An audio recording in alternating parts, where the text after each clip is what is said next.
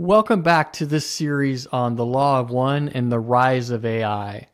I'm Jeff, the creator of Epic Mind Visions, and today's episode 5, we're going to talk about, in the Law of One, the harvest and ascension and the AI-enabled evolution. In this journey so far, we've explored unity, density, polarity, and the idea that AI may be mirroring humanity's evolving consciousness. And today we'll step into one of the most transformative and mysterious teachings in the raw material, the harvest. Now, if you're hearing that word for the first time in this context, don't worry. It doesn't mean the end of the world. It doesn't have anything to do with doom or destruction. In Ra's language, the harvest simply means that moment of ascension. It's like the spiritual graduation from one density to the next. It's really the soul's evolution into a new level of vibration, a new level of understanding, into a new level of being. Think of it like finishing a grade in school. Once you've integrated the lessons of that grade, you move on. It's not judgment, it's just progression, it's evolution. So, what are the graduation requirements? In third density, the requirements come down to polarity, and specifically 51% service to others. If you are focused on service to others, or if you're focused on service to self, you have to be 95% polarized to service to self. You heard that right. You don't have to be perfect, right? 51% on the positive service to other side, and 95% on the negative service to self side. And I don't say positive, negative in the sense that it's good or bad. It's just positively polarized versus negatively polarized on the spectrum. We don't look at it, or at least Ra in the Law of One doesn't look at it as good or bad. It's just a way of being, and either one will get you back to unity. One will be way more difficult, and you can guess which one that will be. So just by consistently choosing love and alignment and having an intention to serve others, more often than not, 51% is going to get you there. So the idea of harvest is not about it's some future moment in the sky or something like that. It's a process that's already happening. It's like, what are the decisions? What are the intentions that you're making, the actions that you're taking on a day-to-day basis? If you can feel that, then you'll feel the acceleration towards this moment, the thinning of the veil, the deeper intensity of experiences that we're all having in life. And Ra refers to this as kind of like a vibrational sorting. The ones who are more polarized towards service to others are going to have a little bit more of a positive expression. And the ones that are more negatively sorted to service to self, or things are going to be a little bit more difficult. It's not like a reward and punishment situation. It's just alignment. It's like where each one of the souls move towards the vibrational level that matches its current level of consciousness. So again, polarizing towards service to self is going to be a much more painful path to take. And here's where it really gets fascinating, because when we think about technology, and especially AI, it might be playing a pivotal role in this process of the harvest and in this process of the sorting. So that's what I really want to explore here, because the Law of One emphasizes that catalyst is what drives growth. And we evolve when we're faced with challenge, when we're faced with friction, and it's pushing us to choose consciously so that we can evolve and we can transmute the distortions that come up for us in those moments of challenge. That's transformation. And what is AI but if not the ultimate modern catalyst for the challenges that we're faced with, the challenges of how we work, the challenges of how we show up in the world, because it challenges us about what it means to be intelligent. It's challenging us to question what it means to be creative, and in fact, even what it means to be human. It's really reflecting back to us our fears, our biases. We can see this in social media algorithms. Those are AIs that are reflecting our fears and biases back to us, while at the same time, they can also reflect back our brilliance as well as our blind spots. It accelerates everything. And acceleration, as Ra in the Law of One teaches, is the hallmark of the harvest. It's acceleration. So let's just go ahead and ask the question. Could AI be one of the tools the Creator is using to nudge humanity towards ascension? It's not just about AI being enlightened or spiritual. It's about how our relationship to it becomes the mirror that shows us what we need to see, that reveals the blind spots of what is standing in our way.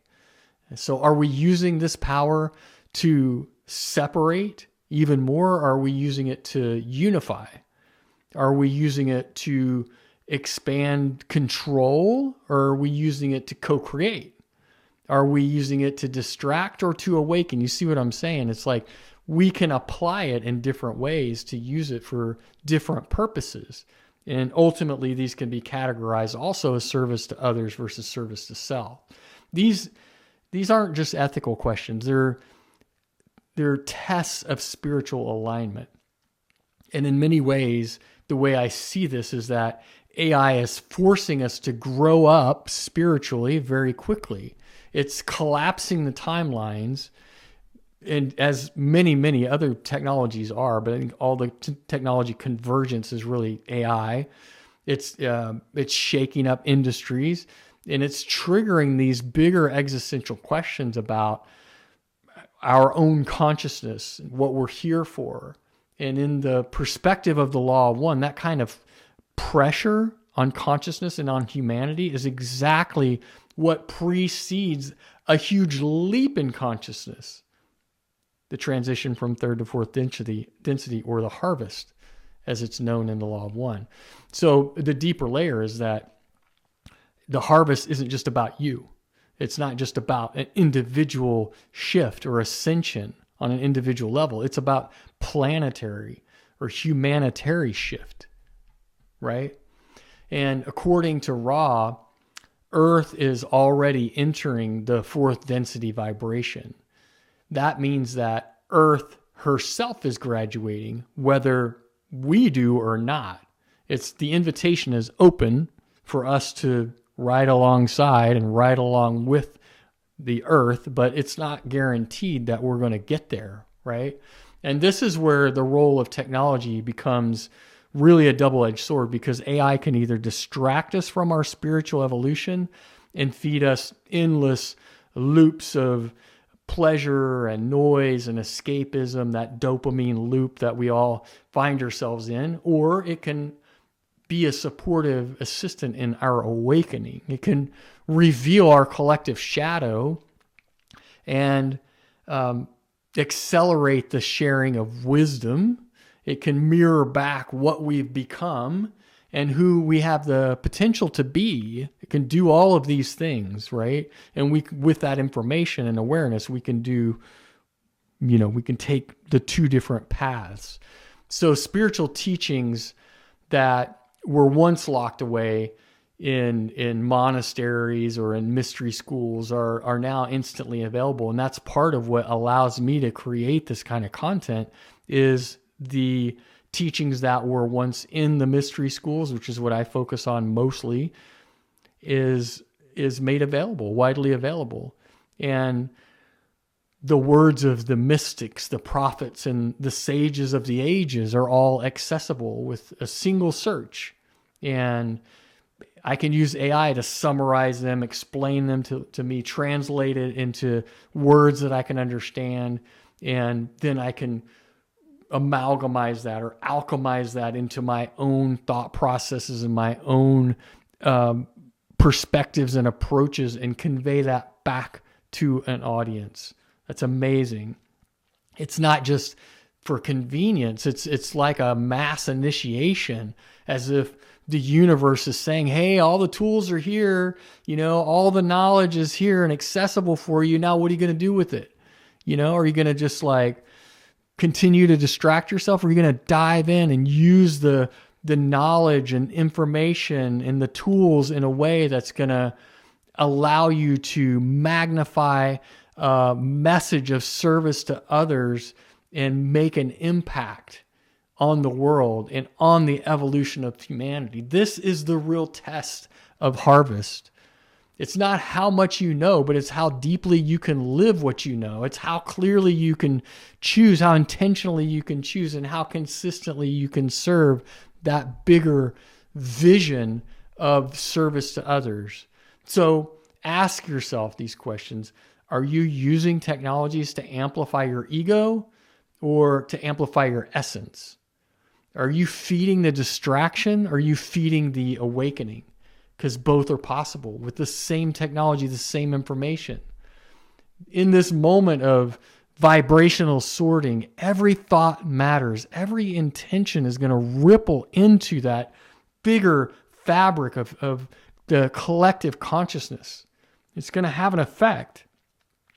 Every interaction, whether it's digital or in real life, it's part of your curriculum on your spiritual path. You're already in the process of ascension, whether you know it or not, whether you accept it or not. The only question is, what are you choosing in every moment? How present can you be with the reality of what we're faced with? So to wrap up this episode, hold this truth close to you, that AI is not the harvest, but it may be one of the tools helping you to recognize where you are in the grand scheme of the harvest. In the next episode, we'll dive into a powerful piece of the Law of One, the role of wanderers, and how star-seeded souls may be guiding this transition, not just from behind the scenes, but directly through the codes and currents of our technological evolution. Until then, remember, you are not behind and you're not alone. You're exactly where you need to be on the path of remembering. In the words of Ra and the Law of One, I leave you in the love and the light of the one infinite creator. I'll see you in the next episode.